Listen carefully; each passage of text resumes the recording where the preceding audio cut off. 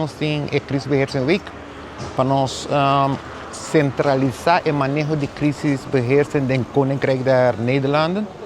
Caminha tem net prometo o orkan seizoen também para nós cultura plano de orkan seizoen para o seizoen de orkan que nós adrenta den. E a semana seguinte nós temos reunião bilateral com os partners de Den Haag para Aruba, para nós revisar os planos, trazer outro plano, com nós comunicar com outro, que está informação com o ministério e que está sustento com o nosso ministério. E essa é uma semana bastante intensiva de trabalho, que nós estamos fazendo Den Haag, mas essa aqui está uma rotina normal.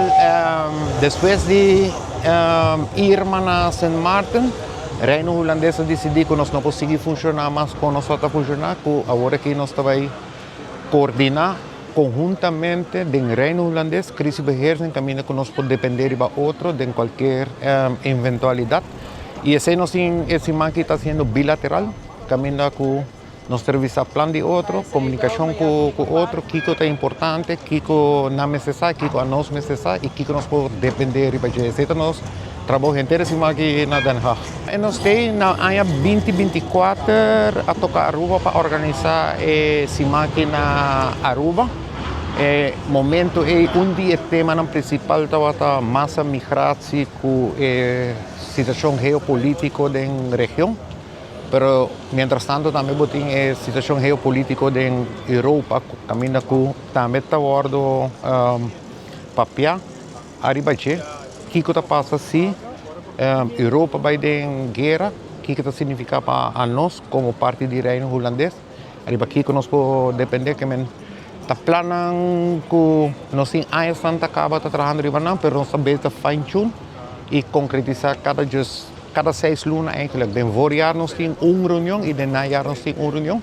E a seguinte reunião está na Sint Maarten over a Koninkrijk crisis beheersing. Aruba está preparada.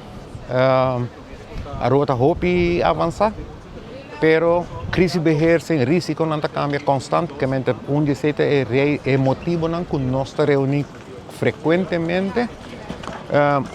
Viaje fisicamente de voorjaar, viaje fisicamente de najaar, pero semanalmente nós temos uma agenda que nós reunimos com os partners na Holanda, caminho para nós sincronizar todos os planos para o que passa na 2017 nos outros demais. Então tem uma companhia que a Holanda paga para fazer research na Aruba. Aruba sua weerbaarheid e sua weerkracht hoop bom. Não está contente com ele, pero para ser amor nos falta hope ainda para chegar. Que nós está queda com os planos de voorlichting, nos planos de conscientizar o povo que é zelfredzaam e não depender somente do governo durante período de crise, pero também cuidar bem, preparar o plano de família, plano de bairro, assim nós tudo safe.